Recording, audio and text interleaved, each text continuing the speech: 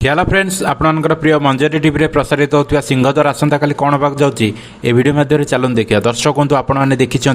सोहन बाहरी बांग्लोर जावाई और से कस्तूरी को सहित नापी चाहूँगी और यापर माँ कहते तो बापा ताकू मना कर तो सहित मिसापी तेणुक तू टे कंट्रोल रह आठू टे दूरे रुह यापर सोहन कहते हाँ माँ मोर मन अच्छी और यापर माँ कहते नारायण गोसाई को मुंडिया मारी जीव यापर सोहन हसी हसी ठाकुर मुंडिया मारी बांग्लोर जावाई बाहरी सेपटे पैक कर बैग कस्तूरी जावाई सोहन को सहित और कौन नहीं न नहीं देखुं और ठीक से समय पाक एक मेसेज आसूँ और कस्तूरी बहुत कांदुंट और पर सोहन एकला जाऊँच बांग्लोर। दर्शक बंधु ये आज अध्याय आगामी अध्याय आप देखा पाइबे दिशा आसी सोहन को घर को और सेठारे